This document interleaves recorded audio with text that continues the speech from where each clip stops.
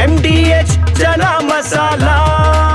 ಈಗ ಕಡಲೆ ಇರಲಿ, ಹಲಸಂಡೆ ಬೀಜ, ಕಪ್ಪು ಕಡಲೆ ಅಥವಾ ಬಿಳಿ ಕಡಲೆ, ಎಲ್ಲವೂ ಸ್ವಾದಿಷ್ಟವಾಗುತ್ತೆ. MDH.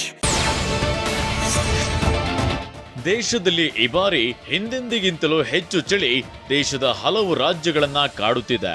ದೆಹಲಿಯಲ್ಲಂತೂ ಪರಿಸ್ಥಿತಿ ಹದಗೆಟ್ಟಿದೆ. ಮುಂಜಾನೆ ವೇಳೆ ದಟ್ಟ ಮಂಜು ಆವರಿಸುತ್ತಿದ್ದು ವಾಹನಗಳ ಅಪಘಾತಕ್ಕೆ ಕಾರಣವಾಗ್ತಿದೆ. ವಿಮಾನಗಳ ಹಾರಾಟದಲ್ಲಿ ಏರುಪೇರು ಉಂಟಾಗಿದೆ. ದೆಹಲಿಯ ಇಂದಿರಾ ಗಾಂಧಿ ಅಂತಾರಾಷ್ಟ್ರೀಯ ಏರ್ಪೋರ್ಟ್ನಿಂದ ನಿನ್ನೆಯೂ 132 ವಿಮಾನಗಳ ಹಾರಾಟ ರದ್ದು ಮಾಡಲಾಗಿತ್ತು.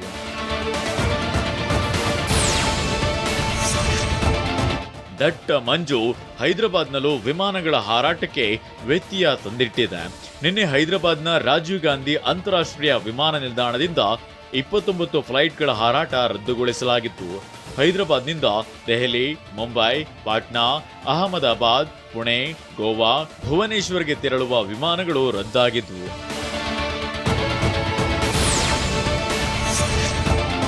ದೆಹಲಿ ಮಾತ್ರವಲ್ಲ, ಉತ್ತರ ಪ್ರದೇಶದಲ್ಲೂ ವಿಪರೀತ ಚಳಿ, ಶೀತಗಾಳಿ, ದಟ್ಟ ಮಂಜಿನಿಂದಾಗಿ ಪರಿಸ್ಥಿತಿ ಹದಗೆಟ್ಟಿದೆ. ಉತ್ತರ ಪ್ರದೇಶದ ಪ್ರಮುಖ ಯಾತ್ರಾ ಮತ್ತು ಪ್ರವಾಸಿ ಸ್ಥಳಗಳಿಗೆ ಪ್ರವಾಸಿಗರ ಸಂಖ್ಯೆಯಲ್ಲಿ ಇಳಿಮುಖವಾಗಿದೆ. ಅಯೋಧ್ಯೆಗೆ ಯಾತ್ರಾರ್ಥಿಗಳ ಸಂಖ್ಯೆ ಕಡಿಮೆಯಾಗಿದೆ. ಅದೇ ರೀತಿ ತಾಜ್ ಮಹಲ್ಗೆ ಭೇಟಿ ನೀಡುವ ಪ್ರವಾಸಿಗರ ಸಂಖ್ಯೆಯಲ್ಲೂ ಕುಸಿತವಾಗಿದೆ.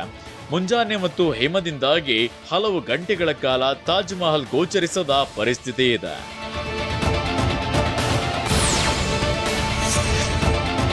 ದಟ್ಟ ಮಂಜು ಬೆಂಗಳೂರನ್ನ ಕಂಗೆಡಿಸಿದೆ.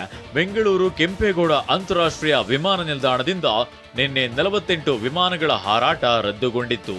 ಇನ್ನು ಏರ್ಪೋರ್ಟ್ ಪ್ರಯಾಣಿಕರಿಗೆ ಮತ್ತು ರಸ್ತೆ ಪ್ರಯಾಣಿಕರಿಗೆ BIAL ಮಹತ್ವದ ಎಚ್ಚರಿಕೆ ನೀಡಿದೆ.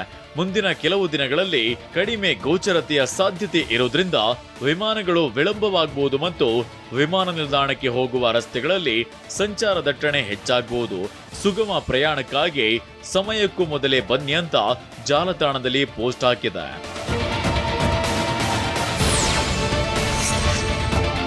ಬೆಂಗಳೂರು ಮಹಾನಗರದಲ್ಲಿ ಚಳಿ, ಶೀತಗಾಳಿ ಮುಂದುವರೆದಿದೆ. ಕಳೆದ 8 ದಿನಗಳಲ್ಲಿ ಕಂಡು ಕೇಳರಿಯದ ಚಳಿ ಈ ಬಾರಿ ಕಾಡುತ್ತಿದೆ.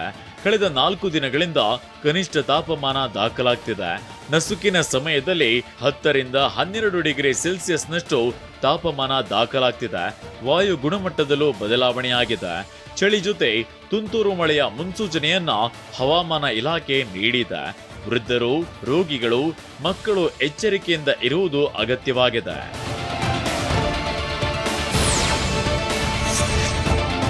ಗಡಿ ಜಿಲ್ಲೆ ಬೀದರ್ನಲ್ಲಿ ರಾಜ್ಯದಲ್ಲಿಯೇ ಅತಿ ಕಡಿಮೆ ಅಂದ್ರೆ 7 ರಿಂದ 9 ಡಿಗ್ರಿ ನಡುವೆ ತಾಪಮಾನ ದಾಖಲಾಗಿದೆ. ಮೈಕೊರೆಯುವ ಚಳಿಗೆ ನಲುಗಿದ ಬೀದರ್ ಜನ ನಡುಗಿ ಹೋಗಿದ್ದಾರೆ. ಶೀತಗಾಳಿ ಮಿಶ್ರಿತ ವಾತಾವರಣದಿಂದ ಜನ ಹೈರಾಣಾಗಿದ್ದು, ಇನ್ನೂ ಕೆಲವು ದಿನ ಇದೇ ವಾತಾವರಣ ಮುಂದುವರಿಯಲಿದೆ ಅಂತ ಹವಾಮಾನ ಇಲಾಖೆ ಮುನ್ಸೂಚನೆ ನೀಡಿದೆ.